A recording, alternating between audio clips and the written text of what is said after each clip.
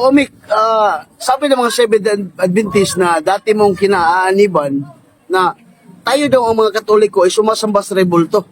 Gaano po ito katotoo, Omik? Andito ka na sa simbahang Katoliko? Hindi po yan totoo na aligasyon ng mga Seventh Adventist na yung mga Katoliko sumasamba sa mga rebulto. Dahil yun din yung paniniwala ko dati na yung mga Katoliko sumasamba sa mga rebulto. Pero Diyosan yung mga santo. yes, yung Diyos-Diyosan. Yun yung aligasyon ng mga Seventh Adventist. Pero nung naging Katoliko na ako, higit 1 taon na ako naging isang Katoliko, kahit minsan doon sa simbahan hindi ko naranasan na Sumamba. sa mga inaakala ng mga stay na kulto yung mga larawan. Pero wala ka talaga narinig sa mga pare na nagsabi na sumamba kayo sa mga rebulto, mga Katoliko. Yes, walang narinig kahit sinong pare. Marami na akong nakilala mga pare.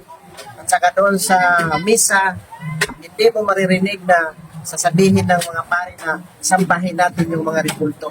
Dahil kahit sa Catechism of the Catholic Church, hindi mo mabasa, walang doktrina ang simbahang Katolika na gawing Diyos-Diyos yung mga rebulto.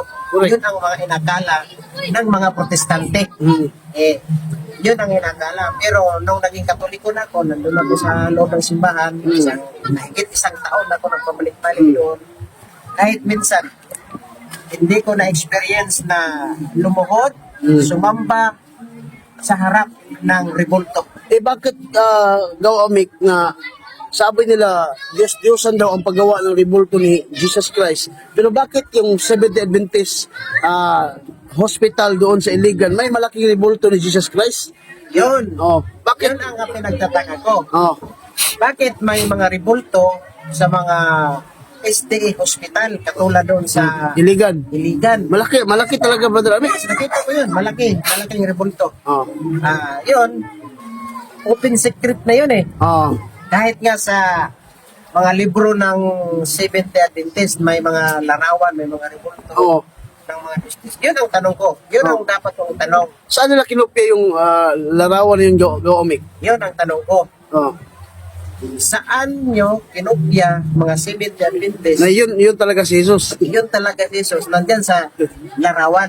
Paano nyo naman sabi na yun talaga yung mukha ni Jesus na ginawa nyong larawan at ilagay nyo sa hospital doon sa Iligan? Paano nyo masasabi na yun talaga yung Mukha ni Jesus. ni Jesus na wala pa namang kamera doon? Correct. Kung sabihin nyo, yun talaga ang larawan ni Jesus.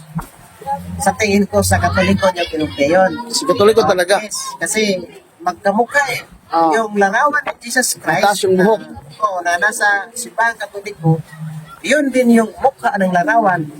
Nung ipinatayo nyo sa simbahan, ay din sa hospital doon sa Iligan. Kopya-kopya ka talaga. Ibig sabihin, hindi talaga bawal ang magawa ng rebulto. Correct. Kasi doon sa hospital nyo sa Iligan, may rebulto. At saka sa libro ng mga Seventh Adventist, May mukha talaga. May mukha talaga. May rebulto talaga. So, hindi talaga bawal. May tinatanong ako dyan na Brother Amik, sabi niya, gumagawa din kami ng rebulto ang Seventh Adventist. Umamin siya pero sabi niya, hindi lang namin sinasamba. Yun din ang sa Katoliko. Yun yung problema.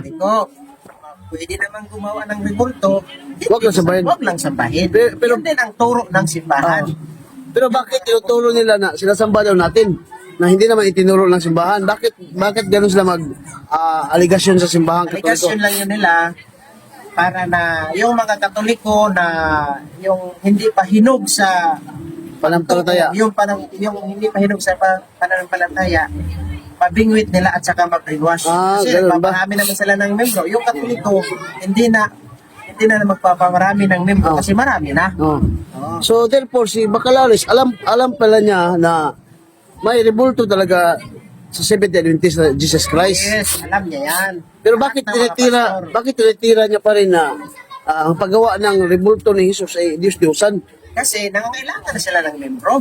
Yun Kung pala. hindi nila titirahan ng Katoliko, wala na mga anib sa STA. Correct. Kasi nga, doon nga sa Jerusalem, doon sa Israel, Hindi naman nagreklamo doon ng mga Hudiyo. May mga malalaking rebulto naman doon sa simbahan ng Katoliko. Oo. Pero hindi nagreklamo yung mga Hudiyo. Ba't may rebulto kayo dyan? Kasi alam ng mga Hudiyo na ang rebulto niya dyan, hindi sinasamba. Correct. Ang nagreklamo lang yung mga Sabadista na hindi naman Hudiyo, nagpaka-Hudiyo lang. Yun pala. Yun. So mga kapatid, no, nalaman natin mga kapatid na yung rebulto ng simbahan hindi yan sinasamba ng mga Katoliko. Kahit mga Hudiyo, alam nila yun. Alam nila. Oh, So, hindi nga tinitira eh. oh. Kasi alam ng Hudiyo Ah. na yung mga rebulto nandyan sa simbahan Katoliko, hindi sinasamba. Kaya hindi nila tinitira. Sino yung tumitira? Yung mga Sabadista lang. Correct. So, therefore, Gaw Amik, sila lang pala yung allergic ng rebulto Yes. ng mga santo. Sila yung allergy. Nga, hindi naman sila nga yung pinag-utusan dyan, yung inutusan yung mga Hudiyo naman. Mga Pero Hudyo. yung mga Hudiyo, hindi nga nagreklamo. Correct. Pero sila nagreklamo. Nagreklamo naman sila. Ah. Yung Hudiyo, Ah. na kitang-kita naman nila doon sa Jerusalem, doon sa Israel, na malalaki yung mga rebulto doon ng simbahan Katoliko. Mm. Pero pinabayaan lang ng mga Hudiyo kasi alam nila na yung mga rebulto nandyan sa loob ng simbahan ng Katoliko, hindi yun sinasamba. Ah.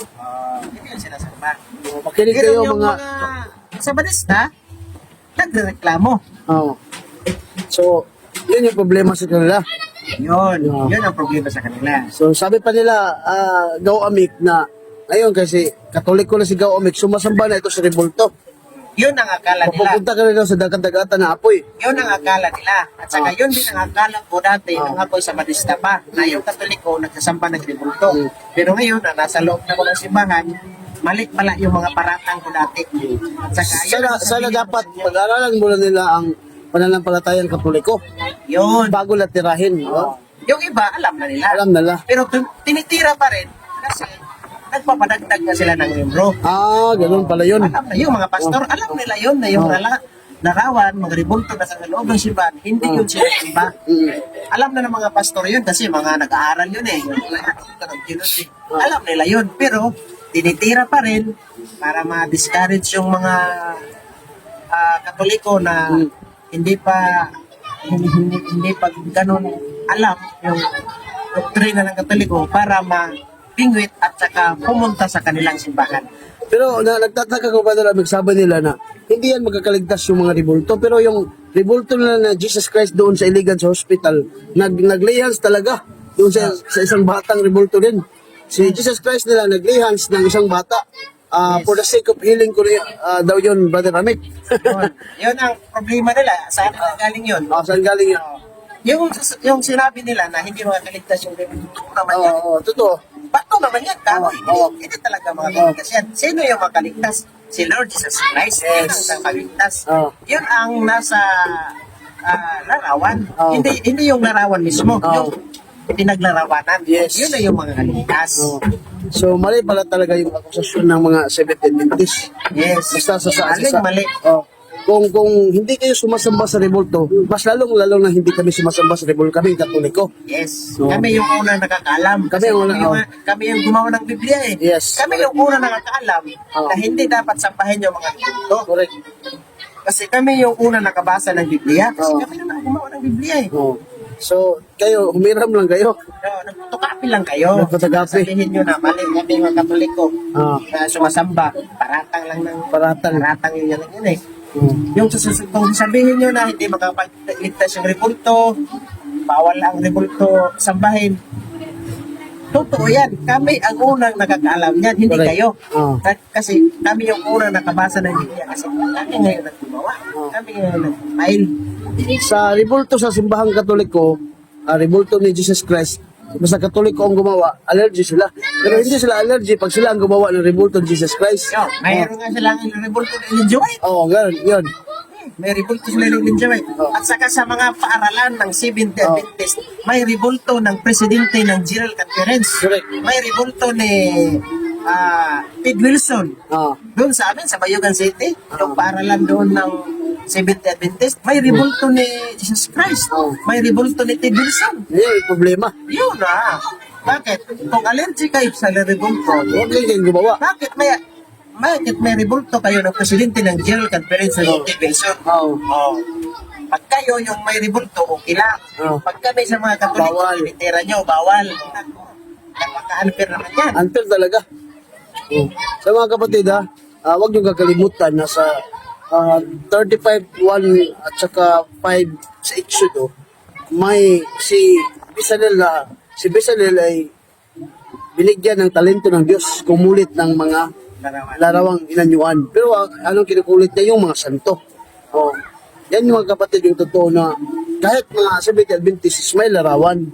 Kung hindi sinasamba nila ang mga larawan, lalong-lalo na kami sa simbahan Katoliko. Sana wag niyong turuan yung mga Katoliko sa ginagawa nila dahil may sarili din kami doktrina. Yes. Yung sinabi dyan sa Exodo, Oh. 23,